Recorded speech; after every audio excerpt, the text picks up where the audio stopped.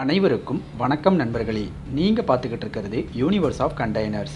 வீடியோக்குள்ளே போகிறதுக்கு முன்னாடி மறக்காமல் சப்ஸ்கிரைப் பட்டனை ப்ரெஸ் பண்ணிடுங்க. பக்கத்தில் இருக்கிற பெல் ஐக்கானையும் ப்ரெஸ் பண்ணிடுங்க.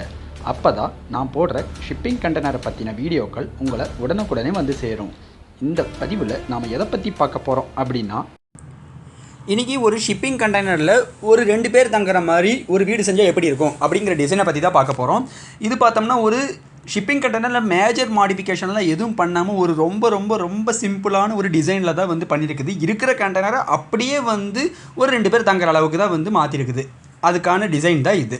இப்போ இது பார்த்தோம்னா ஒரு 20 அடி கண்டெய்னரு. அந்த 20 அடி கண்டெய்னரில் அந்த ரியர் எண்டு வாலில் இருக்கிற அந்த 2 டோரை அப்படியே யூஸ் பண்ணுறோம். அதையே மெயின் டோராக யூஸ் பண்ணுறோம். அதையே வந்து உள்ளே போகிறதுக்கு வெளியே வரதுக்காக மெயின் டோராகவே யூஸ் பண்ணிக்கிறோம். அந்த கண்டெய்னரில் டோட்டலாக பார்த்தோம்னா ஒரு 16 அடி, மொத்த கண்டெய்னரோட லென்த்து பார்த்தோம்னா 20 அடி வரும். அந்த 20 அடியில் ஒரு 16 அடிக்கு பார்த்தோம்னா ஒரு கிச்சனு ப்ளஸ் ஒரு ஹால் செட்டப்பு, டோட்டலாக ஒரு ஃப்ரிட்ஜு ப்ளஸ் ஒரு கிச்சன் செட்டப் வந்து ஒரு டிசைன் பண்ணியிருப்போம். அந்த டிசைனில் பார்த்தோம்னா உங்களுக்கு தெளிவாக தெரியும், உள்ள கிச்சனு, உள்ள சிங்க்கு ப்ளஸ் என்னென்ன உள்ள ஒரு வீட்டுக்கு யூஸ் பண்ணுறதுக்கு தேவையான என்னென்ன பொருள் வைக்க முடியுமோ எல்லாமே வைக்கலாம். இந்த 8 அடி அகலத்தில் வைக்க முடியுமானா தாராளமாக வைக்கலாம். அதிகபட்சம் பார்த்தோன்னா ஒரு 2 அடி அகலம் தான் வரும். இந்த கிச்சன் செட்டப்பு எல்லாமே பார்த்தீங்கன்னா ஒரு 2-2.5 அடி தான் வரும். ஃப்ரிட்ஜோட நம்ம அந்த திக்னஸே ஒரு அகலமே பார்த்தோம்னா அதிகபட்சம் ஒரு 2 அடி தான் வரும். இந்த 2 அடி அகலத்தில் நம்ம ஒரு லெஃப்ட் சைடில் இது எல்லாத்தையும் வச்சுட்டு ரைட் சைடில் ஒரு டைனிங் ஹாலு, ஒரு 2 சேர் மாதிரி போட்டோம்னா கூட ஒரு ஹால் மாதிரி கூட யூஸ் பண்ணிக்கலாம். அதுக்கு உள்ளே அப்படியே நம்ம யூஸ் பண்ணோம் பார்த்தோம்னா உள்ளே வந்து ஒரு லெஃப்ட் சைடில் ஒரு வாஷிங் மிஷின் வச்சு ரைட் சைடில் ஒரு ஷவர் வச்சு ஒரு அட்டாச்சு பாத்ரூமோட நம்ம ஃபிக்ஸ் பண்ணியிருக்கிறோம். இந்த டிசைனில் பார்த்தோம்னா ஒரு 2 பேர் தாராளமாக தங்குற அளவுக்கு தான் இந்த டிசைனும் இருக்கும்.